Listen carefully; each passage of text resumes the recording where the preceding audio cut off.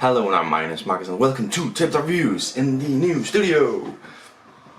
And I already have fucking problems, cause right here on my tripod is something that I put at the bottom of the camera to lock it in, you know, it just locks in here, a little plate. It's not there, as you might see, it's fucking gone. Everything is wonderful, but here's the new studio. Well, setup thing, it's not quite clean or anything yet. There's a cat right over there, I don't know if you can see her, but she's right there. She's looking annoyed because I'm making noise, but this is my hobby room thing. Anyways, this is a 5 games I've played. I've misplaced my phone on which I have written down the games. Oh my fucking god, everything is... There it is. I've written down the games on my phone, as I always do. So yeah. I just need to find them on my phone. Anyways, today is actually quite a high-ranking few games here. In the upper echelons, but we do not start off with that.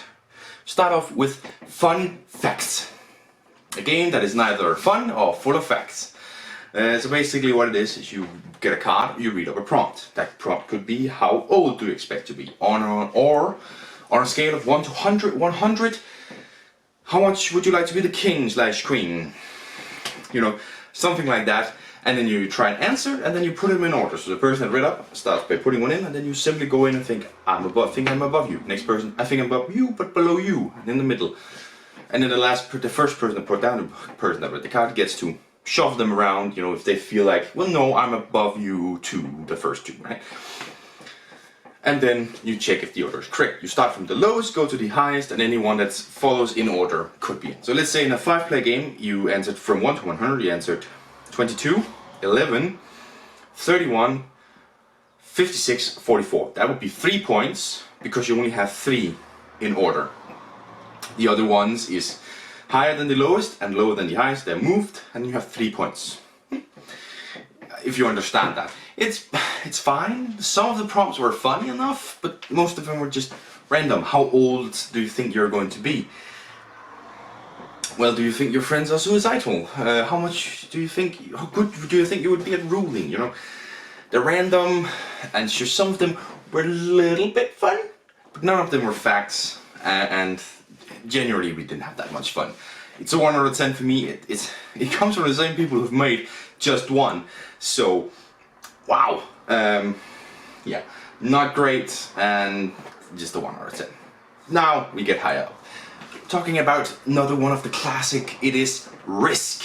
Yes, played this a few times. Some people in my play group, they really wanted to play it, and I was like, fair, we can play it. That was the second time, and it's fine, I guess.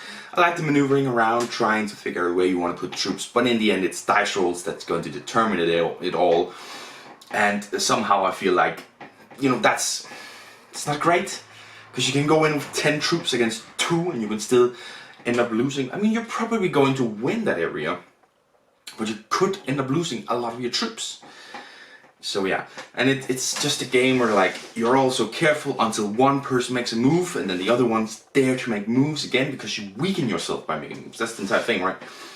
You try and secure up your border, having 20 men on this one, and then somebody goes up with 30 men and like, okay, now we fight.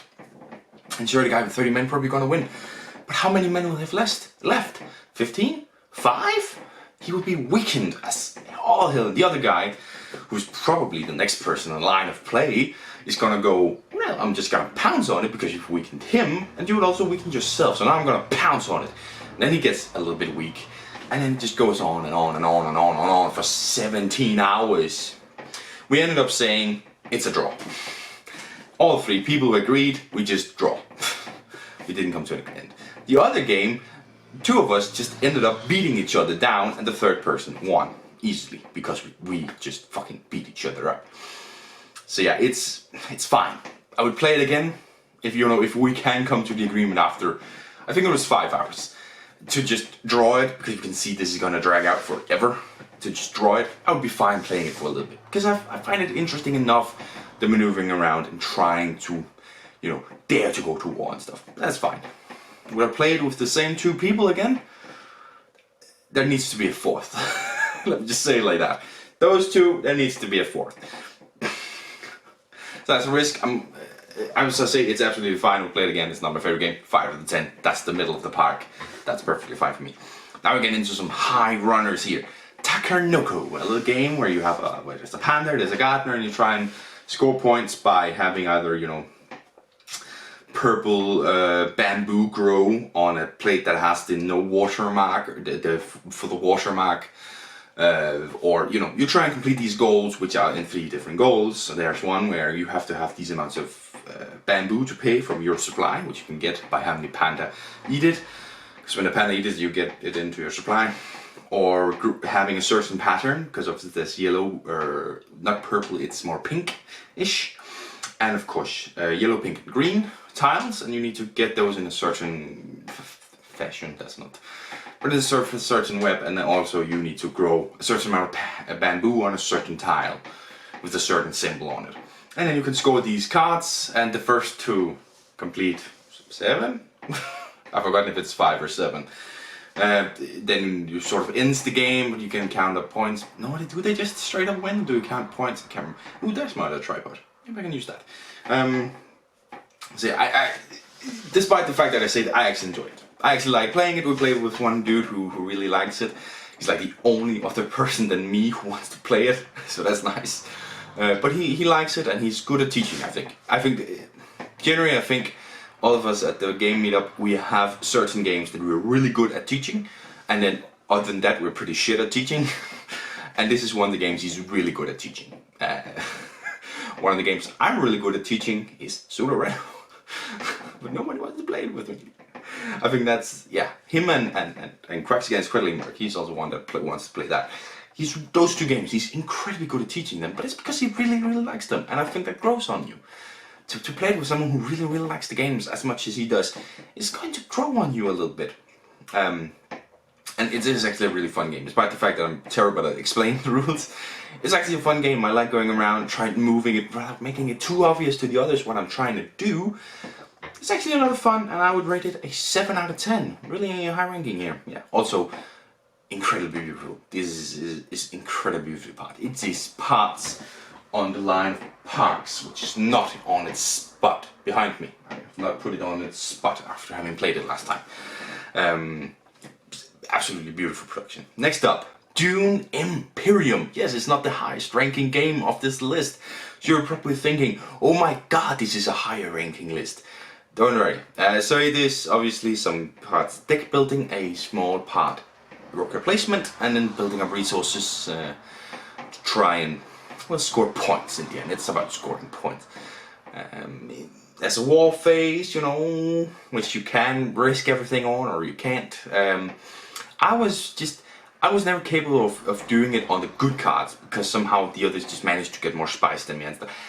I think I didn't fully grasp a game or something that's probably going to drag me down, but at the same time, it's not a game that I was like, let's play this 3 more times already. If they bring it out and ask, I would play it again with them, definitely. It was actually pretty good. I have to admit, it was good. Deck building is not my favorite aspect, but I think it used it well, and you had a starting hand that was fine. I heard some say that it's, you know, bad starting hands, just get over it. I think this starting hand was fine, and I could use it. I didn't really get rid of a lot of cards, but I did utilize some cards to get rid of some cards to score points and stuff. I tried to make combos, you know. But I didn't get rid of many cards, because to be honest, what do I want to say? The starting hand was useful if you worked with it, and none of us really got rid of a lot of cards. So, and I like that. A lot of it has you getting rid of your starting hand to have a completely new deck. But it was fine. I felt like there wasn't time to do that, and therefore you had to work with what you had. And I think thematically that sort of makes sense, right? Dune is you don't have a lot of time. You need to do. I don't know. I haven't read or watched the movies of Dune, so I don't know if this is a thematic game. My friend who taught me just said it is very thematic, and I said I don't know. I just have to believe you. But it's actually a really fun game. As I said, I would play it again. If they ask, I would play it again. I might not. Honestly, I take Takenoko first. I would probably play Takenoko before this one. But it's a 7 out of 10 again. It's perfectly fine. I would play it if they asked. Not my first choice, but you know, it's fine. I would love to play it again, maybe learn a little bit more about it. This next game, this should be called Fun. Not Facts, still, but Fun. It is called Ego. And what it is, you have 3 different categories, E, G, and O. Doesn't stand for anything other than the spelling of it. You roll the dice, and it rolls on E, G, or O. And you grab it. One of them has 2 choices, one of them has 3 choices, one of them has 4 choices. And it's basically something to you, right? What charity would I donate to of these 4 options? Or like, which of the person to my right, to my left, or myself is most likely to be a good dancer? As an example, right? And then the other, you choose. You take your pick. Okay, so the person on the right, me, or the person on my left. So that's 1, 2, 3. Who's the best dancer? Okay, which one do I think is the best dancer? Well, it's this one. And then all the other people guess what I have guessed. So they don't have to answer the question. They might disagree with me, but they are going to answer the question. Going to guess what I answered to the question. And then they bet 1 to the amount of choices you have. So at 1 or 2 choices, you can bet 1 or 2. 1 to 3 choices, you can bet 1 to 3. 4 choices, you can bet 1 to 4. Makes sense, yes? And you bet it. If you guess correctly, you double it, you're right. So if you bet 2, you get 2. Or if you guess incorrectly, you lose it, the bet. It was actually, and the person who like put out the bet gets 1 point for every person that gets correctly. So it's kind of points you're betting. And it was a lot of fun. There's a lot of parts where it was really fun, and it's like, who's the best here? And that, what do you mean I'm a better dancer than you? And it was a lot of fun, actually. I really enjoyed it. I'm going to rate it as 7 out of 10. Because being fun is one thing, being a good game is a different thing, and in the end it's just rolling a dice, answering a question. So how good is that? But it's a lot of fun. Perhaps I should rate it an 8, but I'm going to stick to a 7 for now. It's a really fun game. We've played 3 different versions of it. All of them are equally fun. Some of them have 4 options, some of them only have 3 options. Right, up to 3. It depends on the version. We played recently a version where like just all the cards have it on it, and then just the text. There's a very small text, which is nice, because on the other version we played there was a lot of text before we got the question. But this one is the big questions of one or the other is quite simple. There was Nick or Jay, and I have to say that is ridiculous. That is a Danish rap duo called Nick and Jay, and you're like, which one of them do you prefer? One of those we just kind of skipped because I don't fucking know. You know who they are, but it's like who we don't know in the songs and stuff. So it is also targeting a specific audience, but going broadly, and I think that's difficult, and it doesn't do it fully well. But it is a lot of fun to just play it, and you learn something about yourself, or you show that I know a lot about you, you know.